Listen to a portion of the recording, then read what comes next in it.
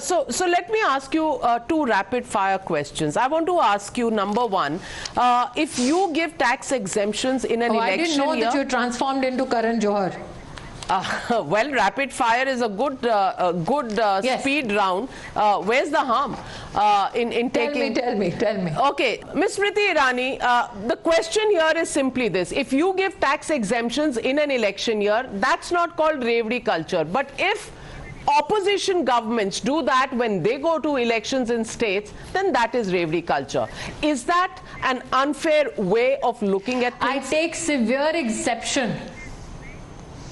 Absolutely. I take severe exception to that statement. Thankfully, it's not yours, but those who are sitting in the opposition, and that is exactly why they're sitting in the opposition. So let's look at the spend and the fiscal prudence that the government has institutionalized because of its successive budgets in the past 8 to 9 years. One, if you look at the 15th Finance Commission grants, let's say to urban local bodies, during the Congress regime and the 13th Finance Commission, you saw for urban local bodies, your grants go up to close to around 23,000 crores. During the 15th Finance Commission and the grants for urban local bodies, it went up to 1,55,000 crores. That fiscal space has been created not only because of fiscal prudence, but a thought given to the detail to which we need to support infrastructure when we see rapid urbanization. That being said, apart from the 15th Finance Commission grants given, there is an additional comparative and grants given by the Government of India for urban local bodies, which is enhanced so much so that if you look at the Congress regime, they spent close to 1 lakh crore in the urban local bodies. The Modi government from 2014 to 2022 spent close to 18 lakh crore rupees only for urban local bodies. Now, why am I giving you this this ankda or this budgetary framework, Navika? This is not an attractive election position to take. This is addressing the needs of everyday Indians who are a part of the rapid urbanization that we see in our country. Would you call that a revdi? So you're saying this is a 2047 budget and not a 2024 budget? Ration. Please allow me. No.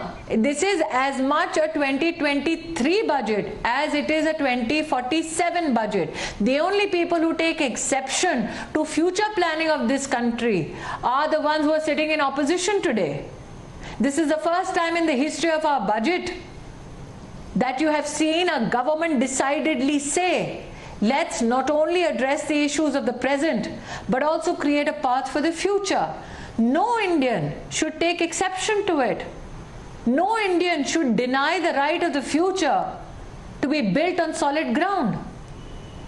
Navika, when the Prime Minister spoke about building toilets, it was 2014 after he had won a historic election. When the Prime Minister speaks from the ramparts of the Red Fort about the 1 rupee sanitary pad, that is not politically attractive, but it does much for gender justice. So if the Vipaksh is suffering from political myopia, if the Vipaksh does not see the cause of gender justice and social justice, you cannot blame their political sickness onto the Bharatiya Janata Party. Well, before I let you go, any message for Mr. Rahul Gandhi that you'd like to put out tonight?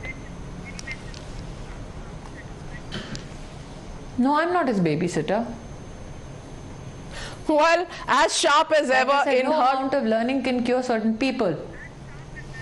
As always, it's time to just... But I'm grateful, Navika, on a parting note, as a woman, I would just appeal to you and all the women watching. Today, the Finance Minister has announced a savings instrument for women at very attractive interest rates.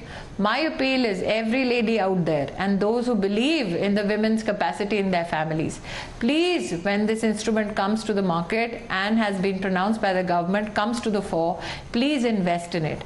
But as a daughter of 2 senior citizens, my grateful thanks to the Prime Minister and the Finance Minister for making an exceptional case, especially for the elderly in our country. Thank you, Prime Minister.